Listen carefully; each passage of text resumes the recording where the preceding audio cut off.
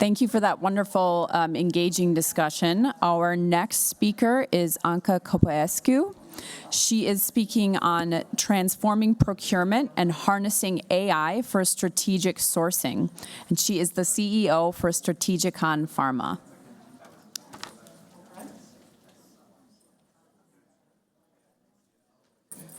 Okay. Can you hear me okay? Hold on. I'm just trying to figure out how this works. Okay, here you go. So I see there's a lot of movement at the door, but welcome to my session. A very exciting topic. Stay through the end because we have a number of reveals. And we are going to talk about a topic which is widely talked about, artificial intelligence. And I think we are all recognizing the potential to generate billions of dollars in revenue and savings for the pharmaceutical industry. And we are just beginning to understand its force and potential. So I'm going to start high level, looking at various, I'm actually going to move this way because I can't see the screen very well. Talking about some high-level case studies. This way, sorry. Okay, on the screen. Okay, sure, sorry. In the pharma industry, and there are many tracks, so you probably heard about these broad themes, and actually I started counting the sessions just at scope alone, and when I passed 20, I stopped. But I think you will recognize many of these themes. Drug discovery and development, much talked about, is using machine learning, AI algorithms to identify novel therapeutic targets. Patient recruitment, optimization. Again, multiple sessions on scope alone, looking at various new models in which we can match patient demographics, genetic profiles with eligibility criteria to accelerate patient enrollment. Much discussion at scope and beyond scope at almost every conference for the last 12 months about protocol optimization. And equally about site selection and performance. So these are some broad themes of using artificial intelligence in the pharma industry. And I have a question for you. How many stories do you know about using AI in clinical outsourcing? And if you do, please raise your hand, because I'll talk to you after. Anyone? Okay. So the question is, why? AI application in general procurement and finance is one of the most fertile areas, and also one of the lowest risk because we are dealing with significantly less sensitive data, such as business infrastructure data. And here are some examples, and I came up with these examples by doing a lot of research, but also by asking ChatGPT. So these are wonderful examples of applying AI in finance and procurement. One of the most successful use cases is in contract management and compliance. From drafting the MSA or the statement of work to actually looking at deviations or assessing risks from a legal standpoint. And this has been one of the early use cases with quite a high level of adoption, particularly in generic, not so much pharma procurement. You look next, vendor identification. Again, not necessarily applicable to the pharma industry, but identifying vendors on a number of criteria, de-risking vendors, for example, looking through public records from financial statements, trying to identify not only best match, but risks that are meeting certain criteria that you have defined. Pricing intelligence, benchmarking, performance monitoring, a very big area because with wide applicability in procurement because you can define your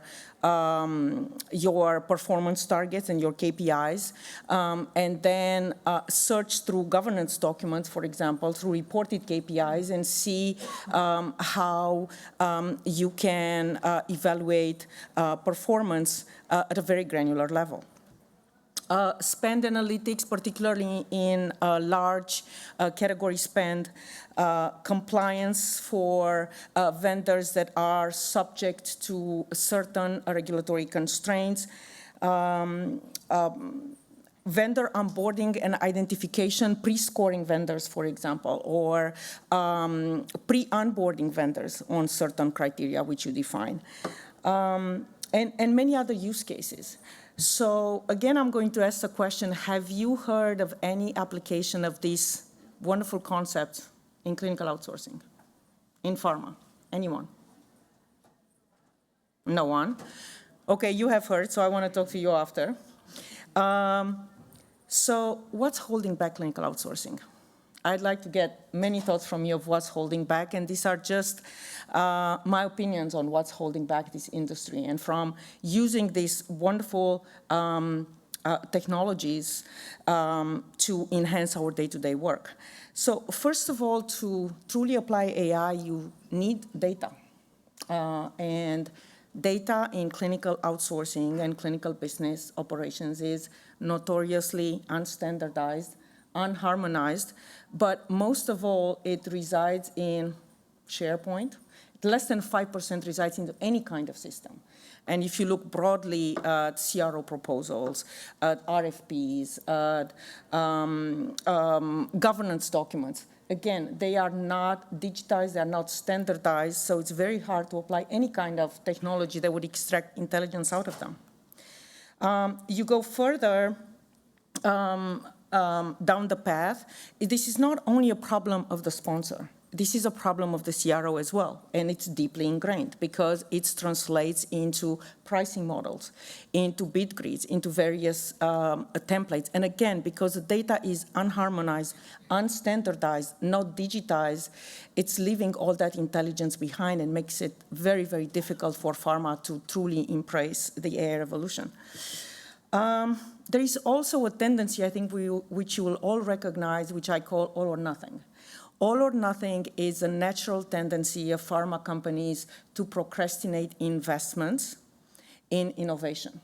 There is an expectation that a new technology has to check all the boxes and a continuous procrastination in adoption versus taking an approach of early innovation and adoption and reaping the benefits of leveraging technologies, molding that technology early on because it's significantly better than continuing working in the current status quo, which we all know it's primarily Excel and email.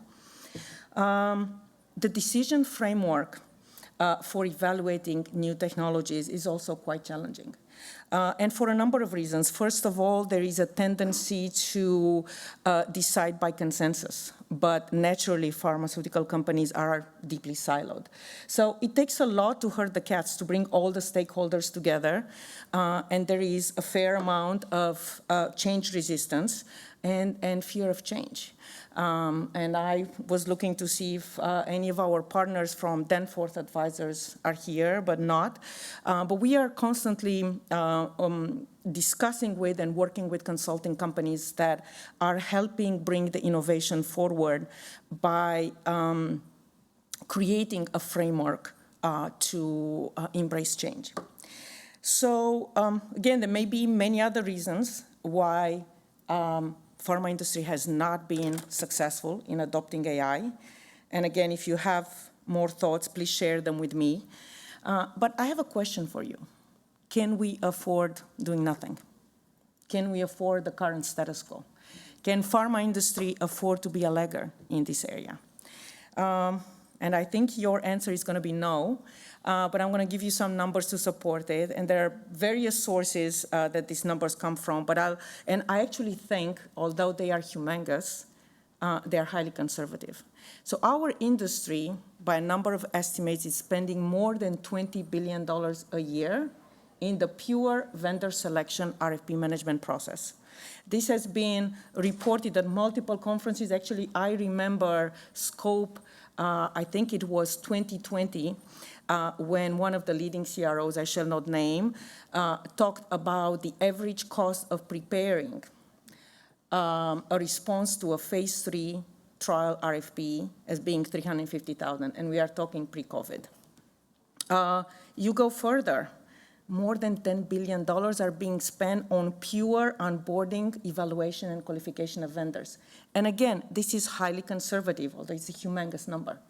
I was at PCMG last year when a gentleman from, well, I shall not name companies, brought the $50,000 cost for pure management of creation of surveys, IT-related, GDPR-related, business capabilities-related, sent through Excel, getting the answers back, having I don't know how many people in the room or whatever in the room in his team evaluating. And the $50,000 was just the cost for pharma side.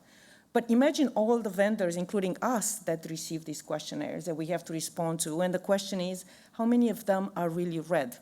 And when you read them, are you truly identifying the risks of that particular vendor in the process of conducting your evaluation? So again, you go further, the cost of governance meetings, and I'm not including wining and dining here. I am referring to the preparation of the governance decks, the collection of metrics, the time spent in travel, actual meetings, debriefing after. But those governance decks, we all know, are static. You know, at the end of the governance meeting, you put the PowerPoint, maybe you put it in the eTMF, maybe you leave it on your shared drive. And when are you going to look at it again? It's, again, a static source of information that we are not reaping the benefits from, and it's so critically important for vendor management. And then we all know, and this is another conservative number, but I was looking for a better one and I couldn't find it, or I found too many different ones. But the cost of conducting clinical research has increased exponentially, more than 30%. So you put all of these things together that it takes us so much effort to get a study started, and so much of that energy, and approximately 15 to 20% of the total cost is spent in activities related to vendor selection, onboarding, qualification, RFP due diligence, that are only slowing down the process of getting the study started. And there is so much potential in technology that is embraced by other industries and general procurement that could be effectively applied in pharma. This is actually the entire concept behind our product, Clinical Maestro. I started on this journey coming from outsourcing.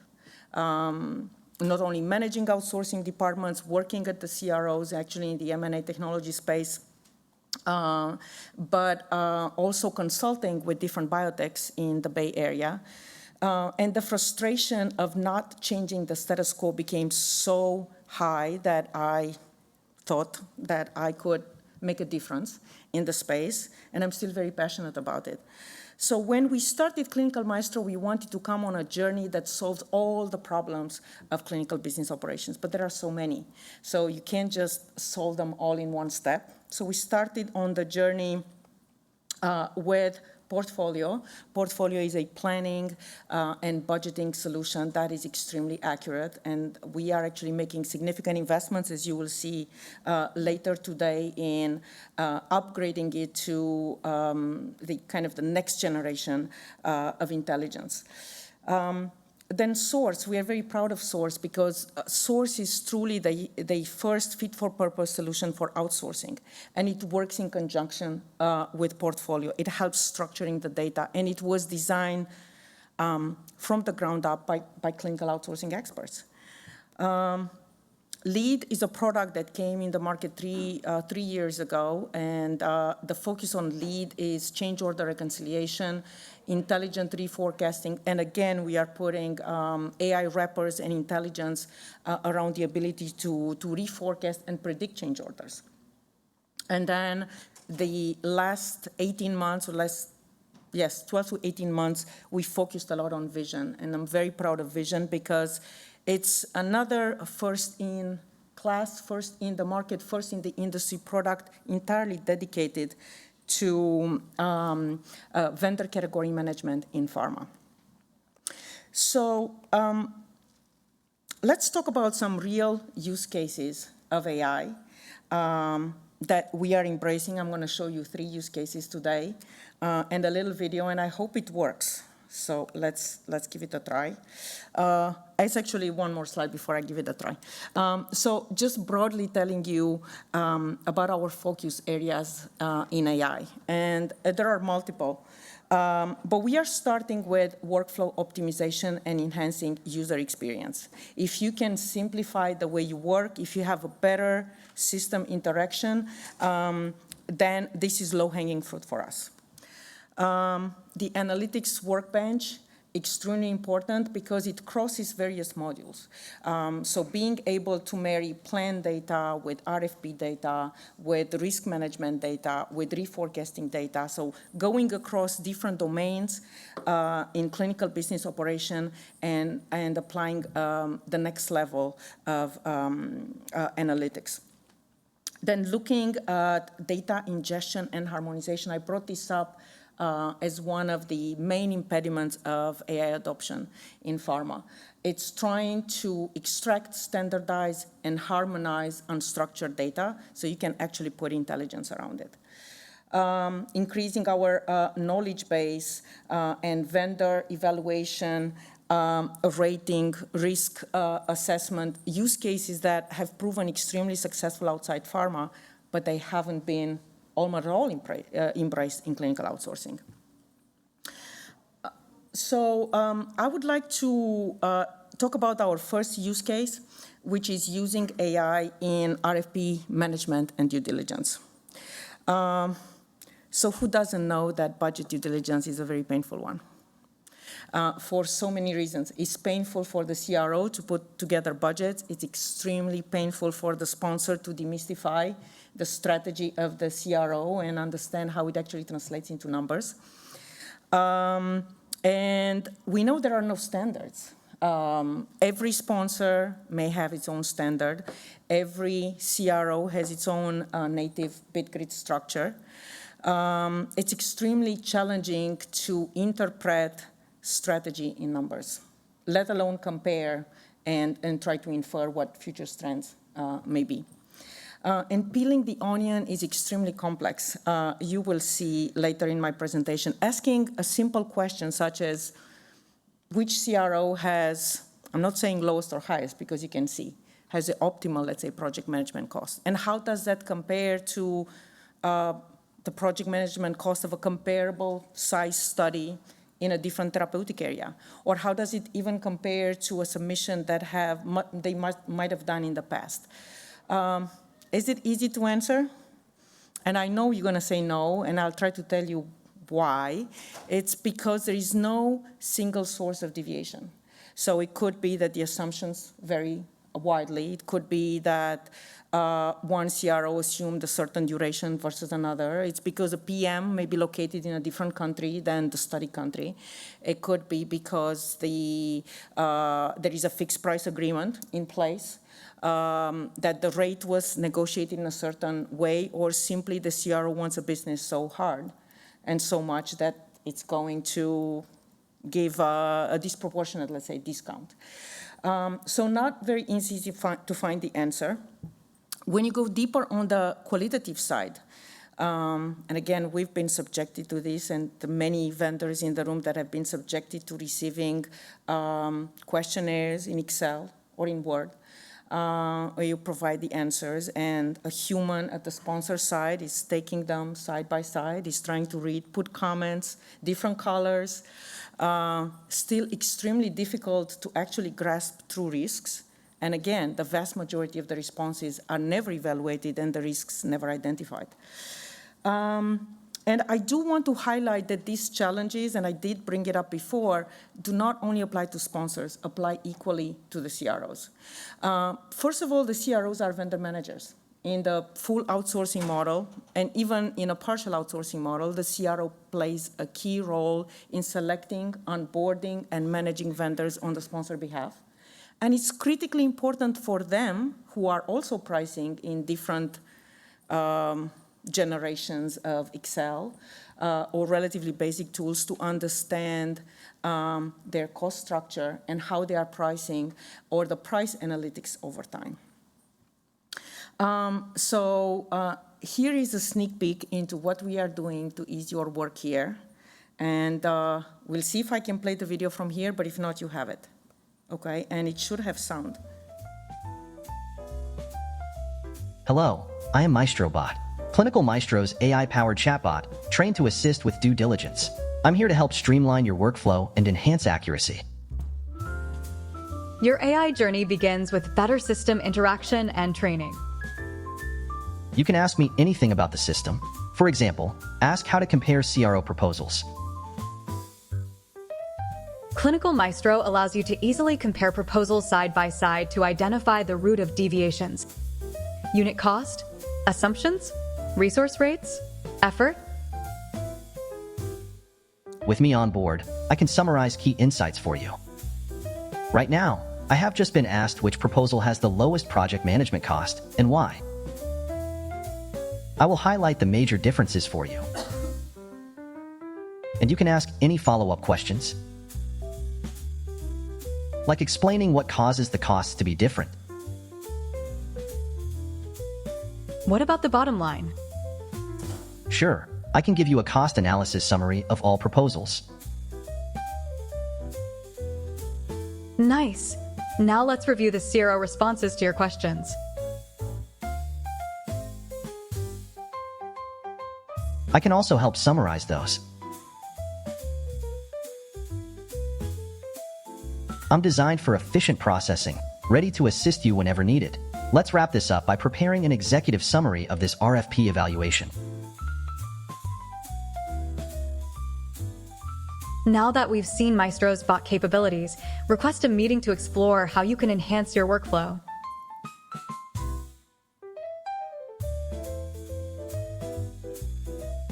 Okay, what do you say? Pretty good? Ready to try it? What I wanted to give is a sneak peek into what I think is going to be truly transformative, whether it's MaestroBot or another solution. Doing what the MaestroBot does in seconds, and reading through insights, through proposals, creating the comparisons and peeling the onion, it's saving 85 to 90% of a human work. And of course, it does require oversight. And it's like wine. It's going to get better with age and with training. But continuing to do the work the way we are doing it today, it's simply no longer an option. So I want to talk about another use case. And I hope there are some CROs in the room because this applies to you. So here I see someone smiling. It's about using AI in bid grid mapping. And we do have the creator of this tool right here, Andre. Raise your hand. So you have the creator is right here with me. Yes. So let me just say how this journey started. It actually started with one of our partners, and I see her here too, Jen. Yeah, we worked early on finding better ways to do the bid grid mapping. And think about the bid grid mapping as an absolute necessity. I have 5 minutes left, so I have to hurry up. Because someone always maps. Like if the sponsor accepts proposals in the native structure, they have to do the mapping. If the sponsor has a structure, then somebody else has to do the mapping on the CRO side. And we know those mapping keys contain a lot of errors, take a lot of time to maintain. There is a white paper on our website that talks about spending more than 500,000 hours just in maintaining bid grid mapping. So we came up with a solution to create connectors, develop mapping keys in Clinical Maestro. And now you're going to see Andre's solution. So it's a second video. It's about 1.5 minutes. And what I think it's also transformative, we call it the peaceful mapper. It's not only accurate, but it's pain-free. So let's see it in action. So how do I play this on your end? Okay.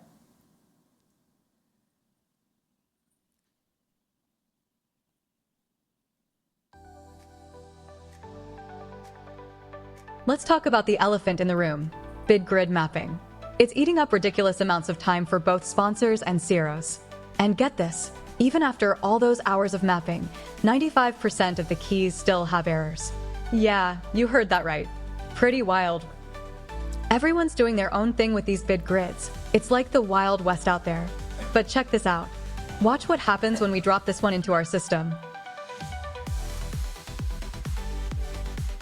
Boom. Our AI just did its thing. All those budget activities, extracted in seconds. No matter how weird the formatting is, we've got you covered. All right, now for the cool part. We've got all this data. You can now map it to your own internal grid or to Clinical Maestro's. And here's the sweet part. As you're reviewing, it throws out smart suggestions like, hey, have you considered these other matches? Total game changer, but you're still in charge. Whether you are a sponsor or a CRO, Peaceful Mapper simply works. Say goodbye to Excel spreadsheets, mapping macros, human errors, and apple to orange comparisons. Clinical Maestro brings transparency into your clinical outsourcing process. And by the way, we use AI for the voice, so it doesn't pronounce the word CRO very well. But it's almost there, right? So it takes seconds to put the video together. So I know I only have 5 minutes. So I want to talk about our last use case. And I do encourage you to go to our website and read the press release about Strategic and side-by-side partnership. And this is about using AI to determine fair market value. And Deborah, you were here just before talking about it. 1 second, I think there is a question. But I will tell you high level what we are trying to do in this partnership. We are leveraging AI engine already in Clinical Maestro to extract service costs. With the SIRA partnership, we are looking at taking data, or SIRA is looking at taking data from unstructured CTAs and clinical trial budgets to not only extract costs, but also extract commercial terms and legal terms. So you can actually generate not only the CTA budget, determine fair market value, but the negotiation of the CTA contract. It's a very democratic approach because we hope everyone will benefit from it. In Clinical Maestro, it's all about getting to the total cost. And this has been a recurring theme for us. We have the service costs, we don't have the site costs, but ultimately, when you do budget modeling, you want to know the total cost of a study. And SIRA is particularly focused on providing the fair market value to the sites. So again, you can stop by our booth or look at our press release and find out more about this initiative. So I'm going to go to my last slide, and it's about looking into the future. And actually, I have 2 slides left, but I'm going to speak to it because otherwise I won't have time. I want all of you to be aware that it's no longer an option to ignore transformation. Your job will change, whether you want it or not, whether you are thinking about your succession planning and who's going to join the outsourcing profession using the antiquated tools that we have been using. The next generation demands something else, and the technology will make it easier for us to embrace transformation. So I do encourage you not to be passive. And to embrace innovation and change, and witness this wonderful revolution that artificial intelligence is bringing to the clinical outsourcing profession. Thank you very much. I don't know if we have time for questions. I know you have a question. Hi, that's really impressive. That's really amazing. In my mind, I was just thinking of the possibility for significant savings on many different levels, resources, time. I mean, the thing is, right, when you flip we just need the other party to respond quickly as well, right? When you have the budget sent over. But you mentioned CTAs. I see, so you have a tool here that could analyze the budget, make it look really simple, extract the different parts, make it look really simple. Can you plug that into a contract template and have it plug in the fact? It does that as well? So there are different layers. In Clinical Maestro, we worked on what we call SOW generation. So you can take a proposal, and then you can convert the proposal into a statement of work or a change order using a predefined template. However, with AI, you can create a template. Or you can start looking into best practices simply by teaching your tool, not only your templates, but best practices in the industry or in a certain area of sourcing. With the CTA, it's the exact same thing. A CTA contains budget, contains commercial terms, and contains legal terms, and they have never been collected at scale. So AI has the potential of unlocking that. 0 time, so I have to step out. Thank you.